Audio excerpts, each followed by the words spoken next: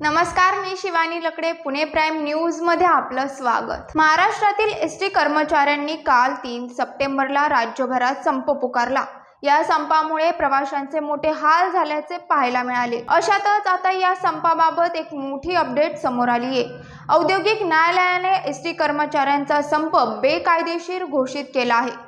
तसेच या संपात सहभागी झालेल्या संघटना व कर्मचाऱ्यांना संपात सहभागी न होता तातडीने कामावर रुजू होण्याचे आदेश न्यायालयाकडून देण्यात आले आहेत. कामावर रुजू होणाऱ्या कर्मचाऱ्यांना अटकाव करणाऱ्या संपकारावर FIR दाखल करण्याचे आदेश न्यायालयाने स्थानिक एसटी प्रशासनाला दिले आहेत. तसेच या घटनेच्या पुराव्यासाठी चित्रीकरण करण्याच्या देखील सूचना देण्यात आल्या आहेत.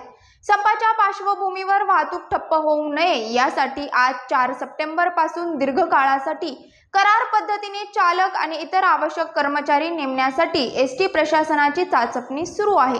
आर्थिक बाबी, खासगीकरण अशा विविध मागण्या विधानसभेची आचारसंहिता लागण्याआधी मान्य करा असा इशारा देत एसटी कर्मचारी संघटनेने कालपासून बेमुदत संप पुकारलाय. एसटी कर्मचाऱ्यांना शासकीय नियमानुसार वेतन देण्याचे आश्वासन मुख्यमंत्र्यांनी दिले होते. मात्र मुख्यमंत्र्यांनी दिलेली मुदत उलटून गेल्यानंतरही कर्मचाऱ्यांना त्यांच्या हक्काचे वेतन मिळत नसल्याने ऐन गणेशोत्सव काळात एसटी कर्मचाऱ्यांनी संपाचे हत्यार उपसले आहे. पाहत रहा पुणे प्राईम न्यूज. धन्यवाद.